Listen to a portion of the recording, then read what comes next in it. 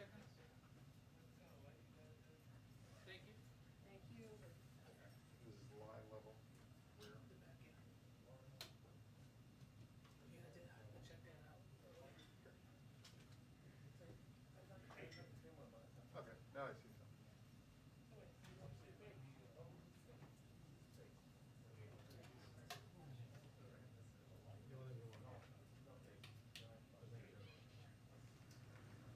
Hi, everyone. Okay, happy Monday. 2 items for all of you at the top. We're seeing strong movement and early action toward vaccine requirements across industries, and importantly in the airlines industry. United Airlines was notably first to institute a requirement, and within 53 days, were able to get to over 99% of its staff vaccinated. Over the weekend, we saw JetBlue, Alaska, and American Airlines step up and move forward with their own requirements. These actions are notable as they represent a significant share of our country's air travel. We know these requirements work, and by acting now, these airlines will ensure smooth implementation and create workplaces that are safer for COVID-19. Also wanted to note a USDA, Department of Agriculture announcement today. Secretary Vilsack spoke about our efforts to address competition just a few weeks ago in the briefing room and talked about how the pandemic revealed vulnerabilities in our food system, including consolidation and processing capacity that created supply bottlenecks and led to a drop in effective plant and slaughter capacity, leading to the shorthand of that, increase in prices as people go to the grocery store and try to buy meat and other products to feed their families. We also know farmers and ranchers are losing money when they sell their livestock to the processing plant. Consumers are paying more. It's the meat processors in the middle that are making up the difference. We need more competition, something he noted then, and we can do that by helping small and mid-sized farmers and small and mid-sized processors, because the more processing capacity we have, the more competition there is for farmers, the better prices will get, the better price they will get, and consumers will get fair prices too. That's why today the Department of Agriculture is announcing the new Food Supply Chain Loan Guarantee Program, using $100 million in American Rescue Plan funds to leverage hundreds of millions more in loan guarantees to expand capacity for meat and poultry processing and address bottlenecks in the food supply chain more broadly. This is a meaningful step forward, and today's announcement adds a new commitment to the $500 million previously announced to support meat and poultry processing capacity under the Build Back Better initiative. Amr, welcome back, I guess. I haven't seen you in a while. I don't know. You have a rotation? Go ahead. Thank you for the welcome. Senator Manchin has said that he wants to see the Hyde Amendment included in the reconciliation bill. Congressman Jayapal and others are opposed to that. Where does the president stand on inclusion of the Hyde Amendment in the reconciliation bill? Well, I'm not going to negotiate the package from here, but as you know, the president opposes the Hyde Amendment. That has not changed. Okay. On the Pandora Papers, I was wondering if there's it's a lot to absorb, but the main underlining issue seems to be that sheltering of assets of the world's rich, powerful, and sometimes notorious actors are getting promising levels of protection and secrecy that now rival or surpass what was seen overseas now in the United States. What, if anything, does this administration want to do about addressing this matter? Should states be allowed to continue to set sort of these financial regulations that make some states, including Delaware, some other states, particularly attractive for these trusts?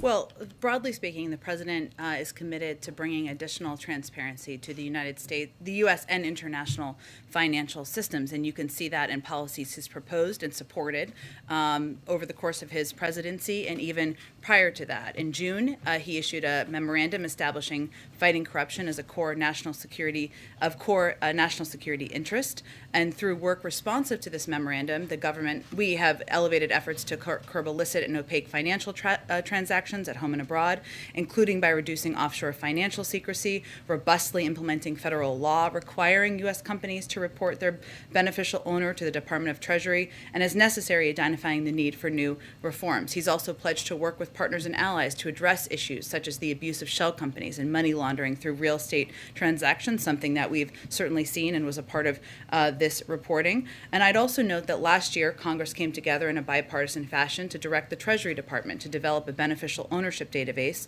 that will meaningfully increase transparency and accountability. I would also, last thing I would say, and then you may have follow-ups, is, if you look at the president's proposals in the Build Back Better agenda, he has been clear he wants to make the tax system more fair, wants to crack down on people who are not paying their fair share, whether they are businesses or whether they are individuals. That has been central to his policies, his proposals, and central to what he's fighting for in Congress right now. If I can hit on just one other thing outside of Pandora, OPEC said today that it'll add only 400,000 barrels per day to production in November. Is current price level an obstacle for recovery, and should OPEC be pumping more? Well, the United States is not a member of OPEC, as you know. Well, we do communicate with our international partners who are members of OPEC and convey, as we did a few months ago, our urging to find a compromise solution to allow proposed production increases to move forward, as they did several months ago. I would note, as it relates to gas prices here, what we're seeing in some parts of the country is that gasoline prices naturally ticking up, in part in the wake of Hurricane Ida, because the hurricane hit a region that is a key center of the nation's oil production and refining infrastructure. And we've been working around the clock with the state and local governments for the last month to, of course, restore electricity and also help facilities get back online for production to ensure that did not have an impact on oil prices and gasoline here. And the Department of Energy also authorized several million barrels of strategic petroleum reserve exchanges through that period of time. We also announced a couple of recent steps. So the point is here, while we're not a member of OPEC, we're also taking a number of steps and have been to plan for, protect against rising prices here within the purview of what we have. In the Department of Transportation extended and amended an emergency declaration offering temporary flexibility to how many hours a truck driver can drive. They applied nationally to goods that support COVID-19 response, as well as gasoline and other types of fuel, building materials, et cetera, in an effort to ensure this was not having an impact. And the last thing I would note is that back in August, NEC Director Brian Deese also sent a letter to the FTC Director Lena Khan asking the FTC to use all of its available tools to monitor the gasoline market and take action as needed. She responded to that and said she would look into it. So we are going to continue to use every tool at our disposal, even as we're not a member of OPEC, to ensure we can keep gas prices down for the American public. Go ahead. Thanks, Jen. Was there any concrete movement or progress in the negotiations with Senators Manchin and Sinema this weekend? And if so, can you tell us a little bit more about it? Well, I can tell you that the President is going to have a virtual meeting with a number of progressive House members later this afternoon in order to have a discussion about the path forward, which includes the recognition that this package is going to be smaller than originally proposed. And what he wants to hear from them is what their priorities are, what their bottom lines are, so he can play a constructive role in moving things forward. I would expect that later this week he'll have probably another virtual meeting with members who might consider themselves more moderate or however you want to define them. They're all out of session this week, as you know, so hence that's why the meetings are virtual. We have been in touch, or we've stayed in touch with staff and a range of members over the course of the weekend as we work to continue to make progress. But I don't have any additional updates from Senator Manchin or Senator Sinema at this point. How long do you plan to give those negotiations with Manchin and Sinema? Is there a deadline? Well, I would say that our objective is getting this done and delivering for the American people, and we're going to continue pressing forward until we get it done. So, yes, it requires Senator Sinema and Senator Manchin moving forward and supporting a path forward. It also requires agreement on what a package would look like. So the President's going to continue to work with a range of members from across the Democratic caucus. And just on one other topic, I'm assuming you saw what the Facebook whistleblower had to say last night. Did these revelations change the way the White House thinks about regulating Facebook and other social media giants? Well, as we saw the revelations that came out in that interview, in our view, this is just the latest in a series of revelations about social media platforms that make clear that self-regulation is not working. That's long been the President's view and been the view of this administration. They validate the significant concern that the President and lawmakers on both sides of the aisle have expressed about how social media giants operate and the power they've amassed. Reports in recent weeks, and I think obviously the whistleblower was came forward last night in the report, but about efforts to attract young users and negative effects on teenagers' mental health are certainly troubling. They're hardly isolated incidents. And so our effort is going to be continue to support fundamental reforms, efforts to address these issues. Obviously, that would be up to the purview of Congress, but certainly we view these as a continuing in a series of revelations about the power of these platforms. Thanks, Jen. Senator Sanders said pretty clearly this weekend, we've got the President of the United States on our side. Is that how President Biden views it, that he's on the side of the progressives in this fight right now? He's on the side of the American people, and he is going to continue to press forward with both the infrastructure package and the reconciliation package, and that's what the discussions with members of Congress are focused on. Does he see Senators Sinema and Manchin as the roadblocks, as the obstacles right now? Well, as he stated earlier today, he knows that, and you all know, that the majority of members are support moving forward with a bold and ambitious agenda that is going to fundamentally make us more competitive in the world, help compete with China, rebuild our roads, rails, and bridges, give the American people more breathing room. And we know that fundamentally we need 2 more votes in the Senate. Circling back to one thing he did say on the debt ceiling, that he can't guarantee that the U.S. won't reach this debt ceiling. Given the dire economic consequences that have been laid out, if indeed the U.S. defaults, can you elaborate on what he was saying in terms of what the American people should be preparing for as a worst-case scenario? Does he see this as potentially an inevitable at where we are today? No, he also said in the same set of remarks or in comments, that he couldn't imagine it going to that point because Congress has raised the debt limit 80 times. They've done it in a bipartisan fashion, and it is imperative that we move forward given the impact this could have on the American people, whether it is people's bank accounts, their Social Security accounts, their economic security. There is a great deal of retirement savings, salaries for service members. There's a great deal that is at risk for Americans who are going to be waiting at home, watching how this might impact them. Now, the moment we're in, as the president talked about earlier today, is despite the fact that under the last administration, nearly $8 trillion in bills was compiled. I think I have a little chart here just to give you a little visual. Almost $8 trillion during the Trump administration, $676 billion during the Biden administration. So what Senator McConnell is refusing to do is to pay the debts of what were rung up under his leadership when he was in the Senate, still continues to be, of course, and when Trump was president. The debt limit is about paying for bills we have already spent. It is not about initiatives that we're talking about and debating now. And this tells you exactly where those costs came from. Go ahead. The president said this morning that he intended to speak with Senator McConnell. Have they had that conversation yet, and will it be face-to-face, or? I think what the president was conveying is that he's, of course, open to speaking to Senator McConnell. That's the role, or should be, the role of any president, to work to address what could be an economic catastrophe for the American public. They have not talked yet. I don't know when it will be scheduled, but what is clear is this is not a negotiation. We know what needs to happen here. What is happening in the Senate right now is Senate Democrats have proposed that they would do all the votes to raise the debt limit. They are happy to be the adults in the room. They're not even asking Republicans to vote for it at this point. We know they're unwilling to be the adults in the room.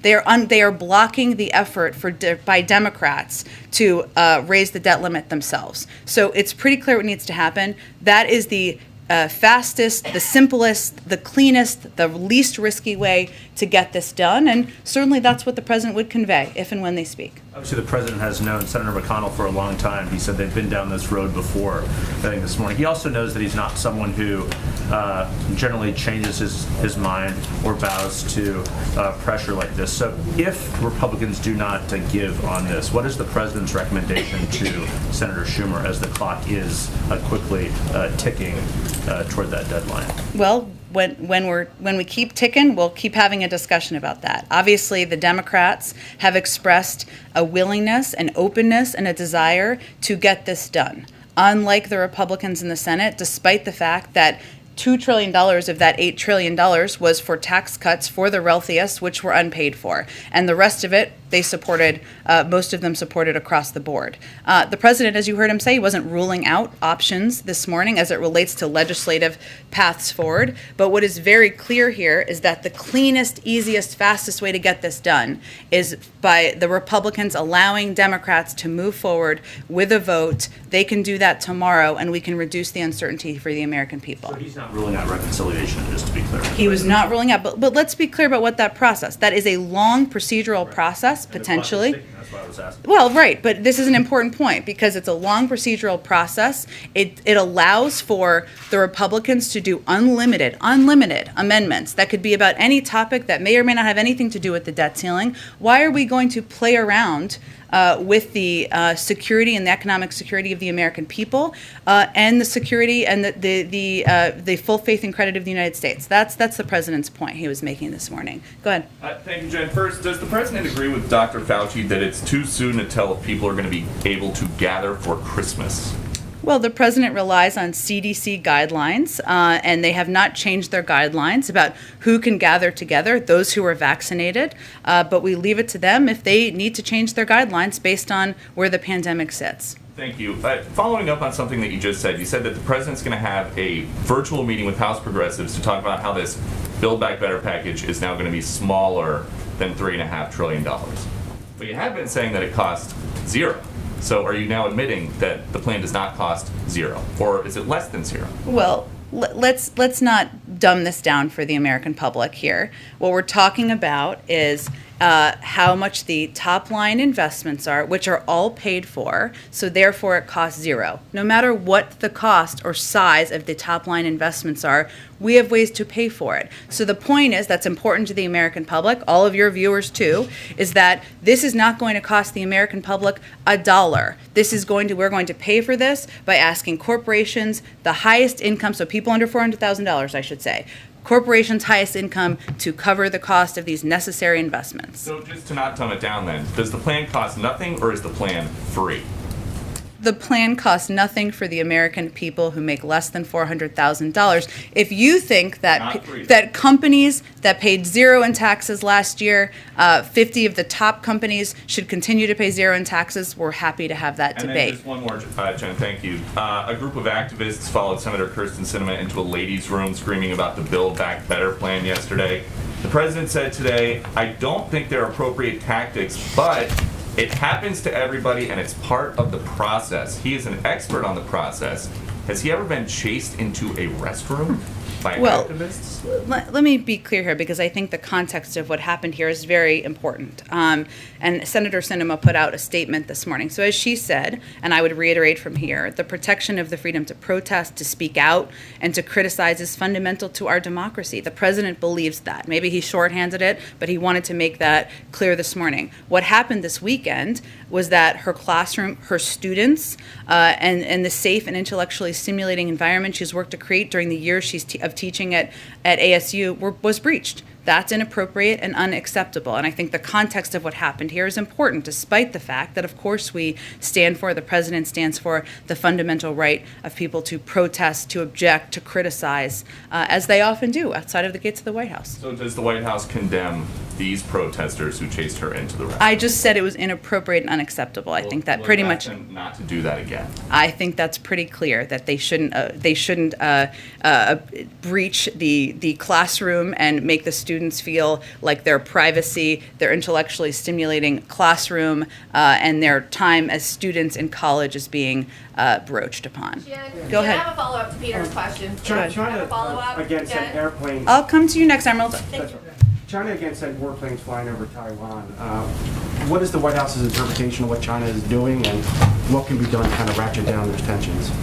Well, we remain concerned by the People's Republic of China's provocative military activity near Taiwan, which is destabilizing, risks miscalculations, and undermines regional peace and stability. We urge Beijing to cease its military, diplomatic, and economic pressure and coercion against Taiwan, and we have an abiding interest in peace and stability across the Taiwan Strait. That's why we will continue to assist Taiwan in maintaining a sufficient self-defense capability. We maintain our commitments as outlined in the 3 communiques, Taiwan Relations Act, and the 6 Assurance assurances. Our commitment to Taiwan is rock solid and contributes to the maintenance of peace and stability across the Taiwan Strait and within the region. We have been clear privately and publicly about our concern about the PRC's pressure and coercion toward Taiwan, and we will continue to watch the situation very closely. Is the White House monitoring the oil spill in California, and are you guys engaged on that, and kind of what are you taking away from it moving forward? We are certainly monitoring the oil spill, and we are very engaged in it. We're working collaboratively with state and local partners to address efforts to find the leak, contain the spill, and assess impact and address potential causes.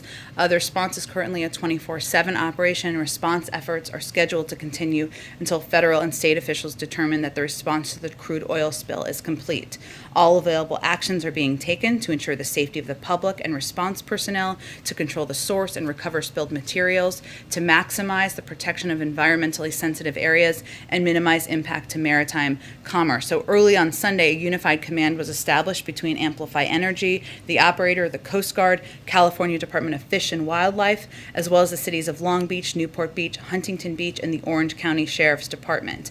The federal government has so far 14 boats have been conducting oil recovery operations since Sunday afternoon. 4 aircraft were dispatched for overflight assessments. Shoreside response was conducted by 105 government agency personnel, and approximately 3,150 gallons of oil have been recovered from the water, and 5,360 feet of boom has been deployed. So we are very engaged in the effort that is 24/7 at this point in time. Next question. Now, White House economic advisors predicted there would be short-term inflation, but now we're seeing more reports that this is, going to be more long-term, maybe well into next year. Did the White House misjudge the situation, and what is the White House doing to maybe manage these new expectations? Well, the Federal Reserve and the OECD continue to project that inflation will come down in the next year, and we look to those projections. Obviously, it's under the purview specifically of the Federal Reserve. I would say over the long term, what we're working to do is get our Build Back Better agenda passed, something that outside economists, Nobel laureates have said would address inflation over the long term, reduce costs, and that's one of the reasons a huge priority for the president. Emerald, I promised I'd go to you next. Go ahead. Yeah, I appreciate it. First, following up on Jeff's question regarding China and Taiwan, China has grown increasingly aggressive under this administration, and then now we're set to start trade talks back with them. There was concern when President Biden took office about his son's business dealings with China.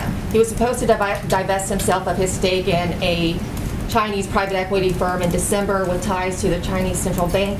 As of April, he had not yet done that, and at some point you were going to get back to us on that. Do you have an update on that? Has he dissolved that interest now? I'd point you to his representatives on that. He doesn't work in the administration.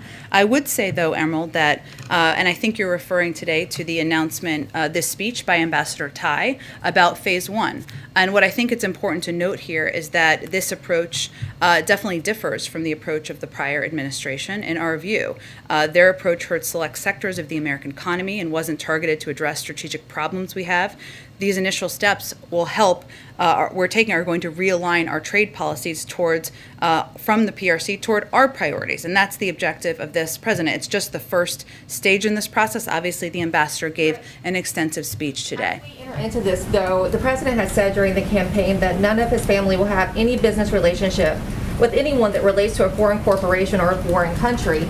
Wouldn't it be assuring to the American people as we head into this if they just let the American people know if Hunter has divulged himself of that? Well, again, I conveyed to you, and then I think I'm going to have to move on, that you should talk to his representatives. There's no reason to yell. I'm certainly not yelling. You should talk to his representatives. That remains his policy. He's been working to wind that down. Beyond that, I think I would talk to his representatives. Follow up on what Peter asked regarding Dr. Fauci. Dr. Fauci has indicated that in the time of COVID, people should be willing to give up personal choice or personal civil liberties for the greater good. We're also seeing very disturbing images out of Australia. So first off, I want to know, does the president agree with that statement by Dr. Fauci? And then secondly, does President Biden support what the Australian government is doing in their country?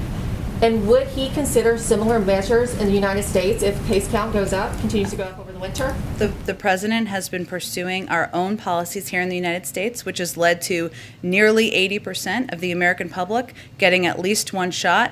And bringing the cases of COVID down dramatically over the past several months. So we'll continue to abide by and conduct our own policies. Go ahead. Thanks, Jen. The president acknowledged today that the top line spending number in the reconciliation bill is going to have to be less than he envisioned.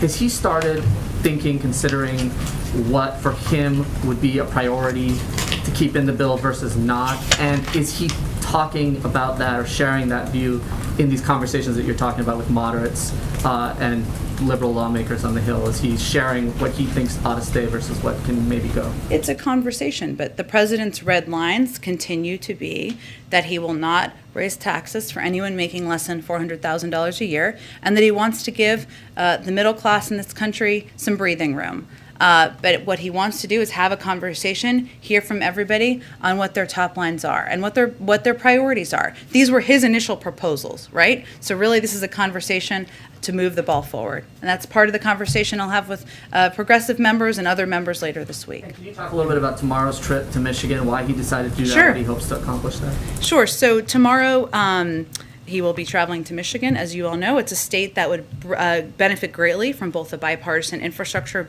package and the Build Back Better agenda. Just to give you a couple of examples, Michiganders, I confirmed that is actually what people from Michigan call themselves, with Chris over here, spend an extra 67% of their time commuting because of the need for updating infrastructure. I mean, this is something that impacts people across the state every single day.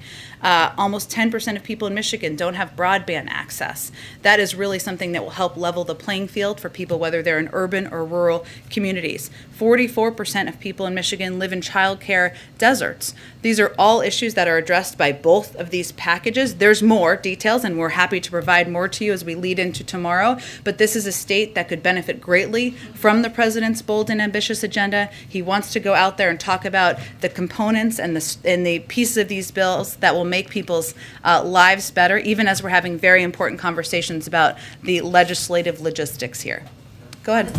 Thank you so much, Jen. Thank you. For international visitors, Yeah. The administration is looking at the CDC to guide which vaccines will be accepted.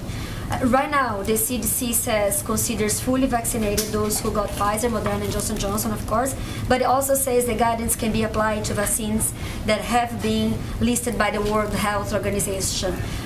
Will there be any change to this guidance? And, for example, the Russian vaccine, who is not in the WHO, will be accepted? I would point to the CDC. As you know, we're going to have an update on our international travel guidelines as we get closer to November. Early November remains the timeline that we're focused on, but I will leave it to our health experts to outline more specifics. Go ahead. Sorry, thank you. After a couple of weeks ago, the last update on those guidelines, Canadians can fly, for instance, from Vancouver to Seattle, but can't drive across the border for a non-essential trip. Now, that's had a big impact on border communities all across the country, especially like Point Roberts, Washington, which can only be accessed by land through Canada. Governor Inslee, Senator Murray, Congressman Dobene have asked the administration to either change that policy or at least explain it.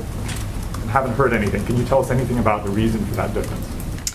Again, it's determined by our public health officials, and our objective, of course, is to return to overland travel, just like we're working toward returning to international travel, but we leave it to them to make that determination. Go ahead. I don't have anything more on this. Go ahead. Thanks. I wanted to go back to you and the president earlier said that reconciliation was a risky way to get the debt ceiling through. And I know that you've said that there's potentially votes that could happen, but the parliamentarian has said that it's not going to impact your other reconciliation bill in any way, and Democrats control the Senate, so therefore you have the majority to knock down any amendment that Republicans would offer. So while I totally take the point that it would be cleaner if there was just a vote on the bill, I'm wondering if you could identify what the risk is, and particularly in the context of, I think what Republicans say is, you guys don't want to go down this path because rather than a sort of pause that would be a set time limit, reconciliation would force you to put a actual dollar amount on what the debt ceiling increase would be. Well, the reason why, obviously, as you know, but others may not, it would be a separate reconciliation bill, not the same as the reconciliation package we've been debating and talking about, which, by the way, we've been working on for months now, as you know. The reconciliation process would mean essentially starting from scratch. And the point is, why wouldn't it be the preference? Why, for everybody involved, Democrats, Republicans, the American public, we have a bill that we could vote up or down to raise the debt limit. It's a much easier, cleaner, simpler, less risky process. And yes, Democrats are in control of the Senate, but Republicans can still bring up a range of amendments, as they have in many other cases, about a range of issues, extending the process. They can be unlimited. That's how the process and rule works. So to us, that doesn't make sense as the preference. We're not ruling out options, but the clear, clean, fastest, least risky option is very crystal clear to us here. I wanted to ask about the energy crisis that's going on abroad, and we kind of touched on it earlier. You spoke about efforts to sort of shore up energy in the United States, but there's a couple crunch points. One is, as other nations, including China, are struggling with energy, it leads to those inflation issues because we have much of our supply chain is broad and factories aren't functioning there. In Europe, some of our closest allies are seeing lines for fuel around the, stacking up. So I'm wondering what we're doing to sort of deal with this crisis internationally, and if you mentioned that there had been a conversation with OPEC a couple months ago, but in the past week, I know last week you said you'd kind of circle back on what message we had conveyed. We asked them to accelerate beyond what a few months ago, the sort of gradual increase in production that we had asked for. Well, I think one of the questions I was asked last week is about Jake Sullivan, our national security advisor, who was meeting with Saudi Arabia and the UAE last week. So in those meetings, while the Saudi Arabia meeting was focused on Yemen, and that was the primary purpose, he and his team did reiterate the imperative of creating conditions to support global economic recovery. And included in that is, of course, the price of oil around the world. We are in regular touch with OPEC, so I didn't mean to convey that we were only in touch months ago. We are in regular touch with members of OPEC members, I should say, since we are not a member, and that has been ongoing. Go ahead. At the risk of asking another esoteric question about the debt ceiling.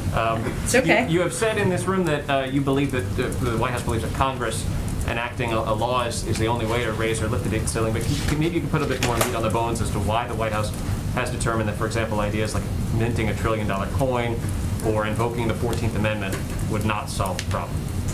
Well, I think as was reported, we obviously look at a range of options, and none of those options were viable, either because they wouldn't be accepted by the Federal Reserve, by the guidance of our Treasury Secretary, or just by legal restrictions. So we know that the only path forward here is through Congress acting.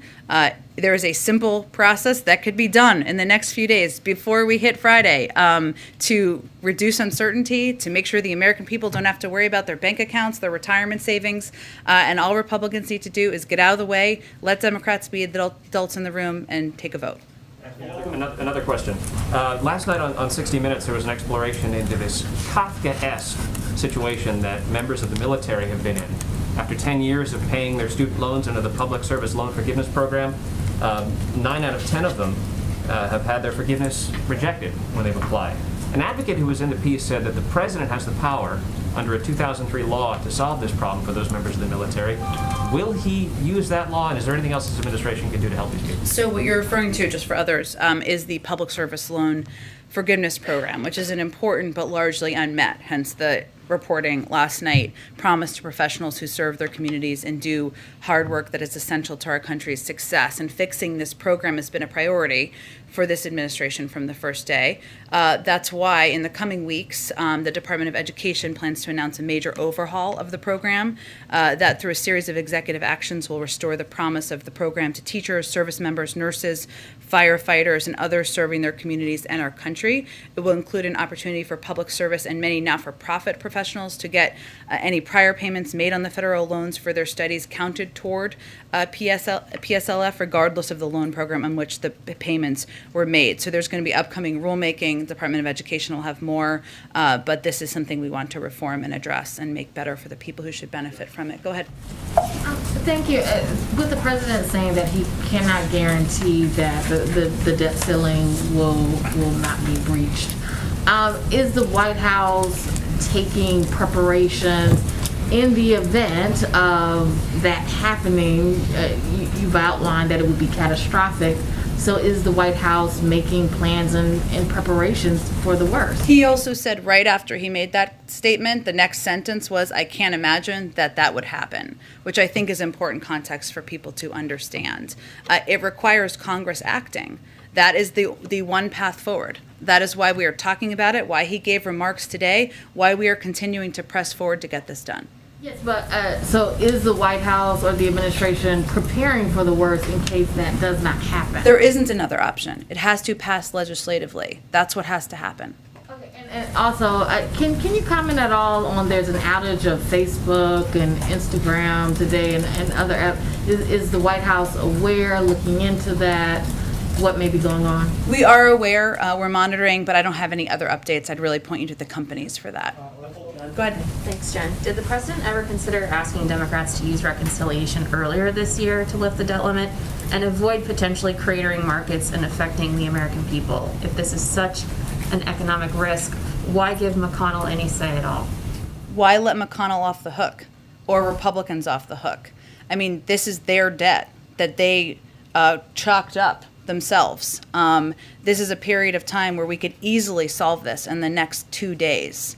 And easily do that through allowing Democrats to be the adults in the room, despite the fact that Republicans spent like drunken sailors over the last 4 years before President Biden took office. So it's easy to get it done. We did not need to start a long procedural process. That's exactly what that would be. We're not ruling out options because, as I said in response to an earlier question, we have to get this done. We have to get this done to ensure that people don't worry about their retirement savings, don't worry about their college savings for their kids. But it's easy to get it done, and we don't think Republicans should be let off the hook. Go ahead. You said that the president has not yet talked to McConnell since McConnell sent that letter. When was the last time the two spoke on the debt limit? I don't have any readout of any recent call from them. Have you asked business groups to use their influence with McConnell and other Republicans to try to get them on board? Business groups have been pretty vocal in recent days and weeks, but we leave it to them on how they want to reach out and engage with members. And a quick question on tomorrow. Are you intentionally going to a congressional district that Trump won? We're going to a state and a part of the state that could benefit from all of these packages because they're hugely popular, whether you're a Democrat, a Republican, an independent. People don't think of their roads as partisan for good reason, nor do they think as their child care as partisan. So that's why the president wants to go make the case in Michigan. Go ahead, Karen. Thanks, Jen. Senator Sinema said in a statement over the weekend that good faith negotiations require trust and that canceling the infrastructure vote further erodes that trust. Some progressive Democrats have said they haven't felt that Sinema and Manchin have been forthcoming about where they are in negotiations and numbers and red lines. When you say that the president wants to play a constructive role in moving this forward, does that also include him rebuilding trust within the Democratic Party, and how would he do that? Well, look, I think the way the president sees this is that we're in the midst of a legislative process, and this is how the process works. Less about trust or not trust. I know that word's thrown out there a lot and has been over the last week. You know, the president put out his bold proposals. Members of Congress, a co-equal branch of government, argue for their priorities. Some with strong emotion, good for them because they're passionate about what these issues are, how these packages could fundamentally change things for people across the country. And you're seeing now that this is a recognition of the important moment that this is. But in his view, this is how the process plays out. There's going to be there's going to be arguments, there's going to be disagreements. That's not dysfunction, that's democracy. And we've seen it work this way. Bumps in the road. Look at the Affordable Care Act. Look at Dodd-Frank. Look at even the American Rescue Plan. These were not smooth legislative processes. They rarely are, and we're still in the middle of it. You said why Michigan, or you've answered why Michigan, yeah. But why now to go out on the road and do an event like this? Well, look, I think the president felt that, and we all felt that the last week or two, what was important was for him to be available, to have meetings, to bring people down, to have these conversations. He's obviously still doing that. But now it's also important to remind people, as the sausage making has been kind of the dominant storyline for the last few weeks, what this is all about. Why he's fighting so hard for it, why there's important debates and discussions about what are in these two important packages. And so that's what he's going to do in Michigan tomorrow, and I expect he'll do more of it in the weeks ahead. Go ahead. Two questions on the oil spill. Is the White House considering a national emergency declaration for the spill there? That would really be something typically that is requested by the governor and granted by FEMA. I don't have any updates on that. We're, of course, continuing to closely monitor. We're in close touch with the governor and his team, but I would point you to FEMA on that if there's an update. And the administration's effort to stop auctioning offshore drilling leases is currently subject to litigation. The judge blocked the stoppage of that. How does this spill kind of underscore that effort that the administration wants to no longer lease new offshore drilling? Well, I think one of the reasons that, one, there are also existing oil leases, I should just clarify, not that it was your question, that are still ongoing. That has not changed. And obviously you referenced the ongoing litigation. Look, I think the president has identified addressing the climate crisis as a core priority for him in this administration. And certainly taking every step possible to do that remains a priority. I wouldn't say that this changes that. That has been the case before this and will be the case even as we work to ensure recovery is complete. Go ahead, Andrew. Thank you, Jen. Last week, Chairman Thompson of the January 6th Select Committee said that his committee would be making referrals for criminal contempt in the event that Trump administration witnesses fail to honor the subpoenas that have been served on them.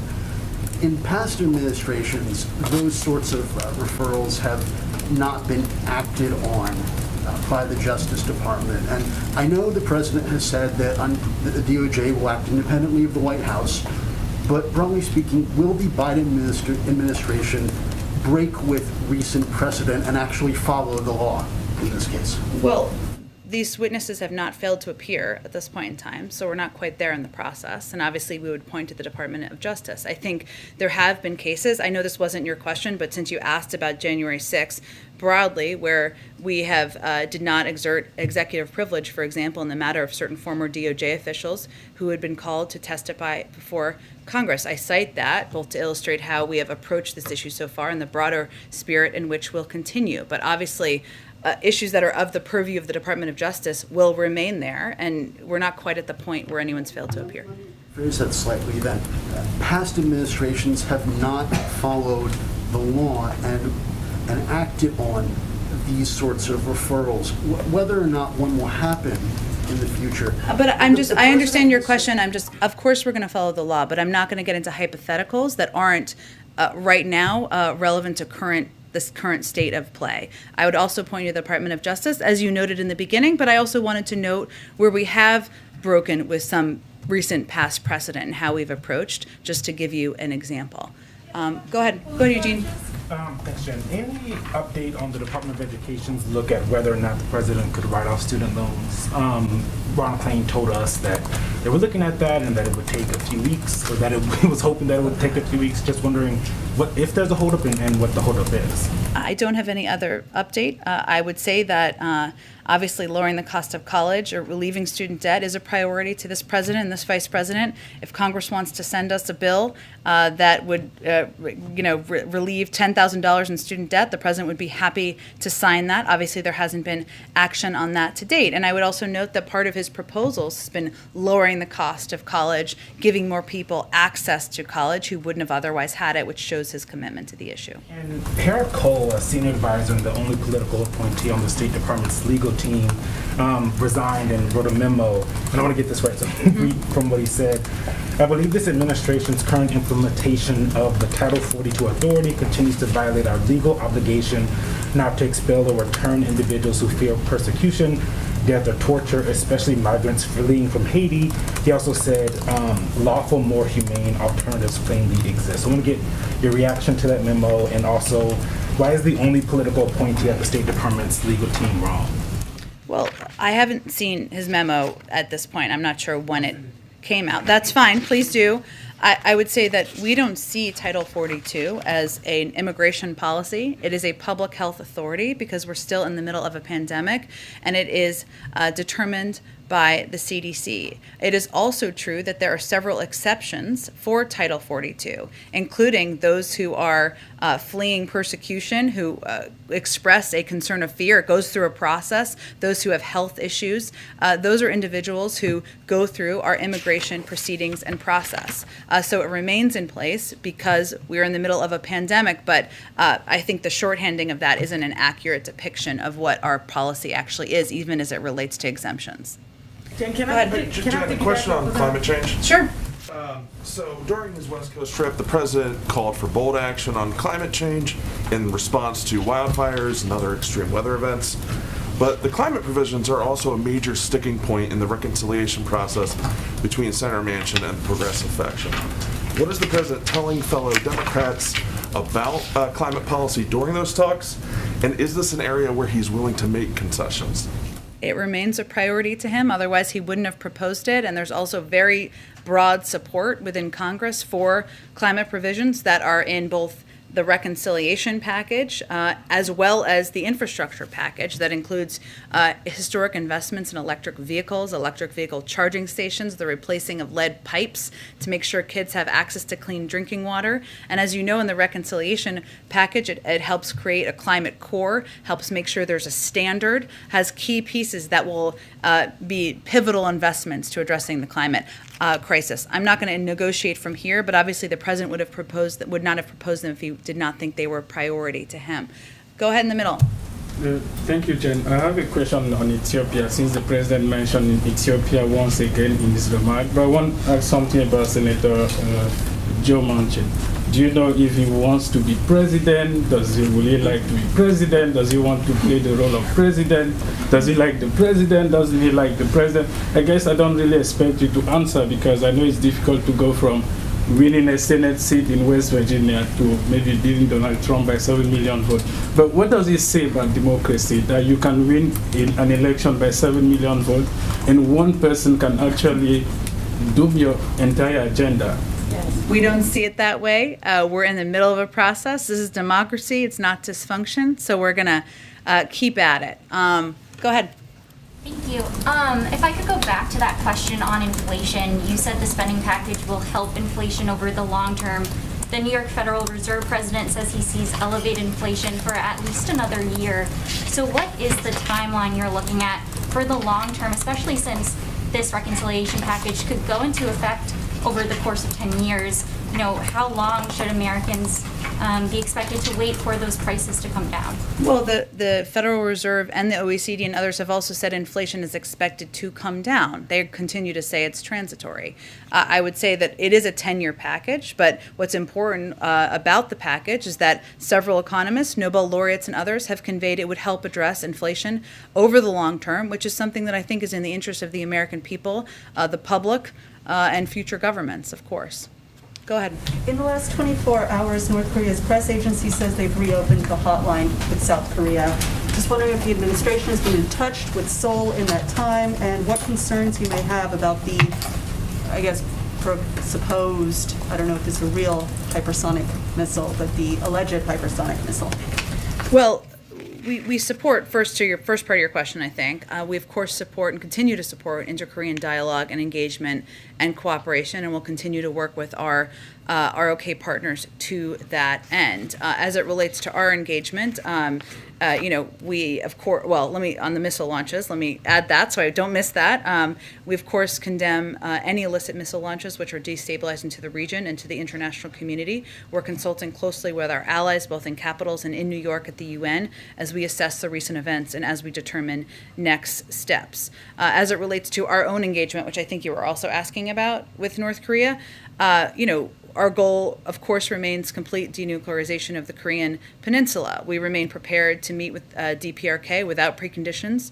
In our messages, we have made specific proposals for discussion with the DPRK. We hope DPRK will respond positively to our outreach, but at this point, we have not had a response. Following up on Taiwan, in the last few hours, it's been reported that China sent 52 aircraft into Taiwanese airspace. So these strong statements from the State Department and from you don't appear to be listened to in Beijing. So what now? What next? We are also in touch privately, conveying clear messages through diplomatic channels, and that's probably the appropriate place for those. No, the president has not, but we have obviously have high-level officials who are in touch with a range of officials there. Go ahead. Thank you. On Pandora Papers, so will the Pandora Papers revelations affect the dialogue between the White House and its strategic partners? For instance, a month ago, President Biden was discussing corruption issues with President Zelensky of Ukraine, and now Mr. Zelensky is reportedly involved in this offshore scandal. So does this fact, let's say, undermine trust between Washington and Kiev?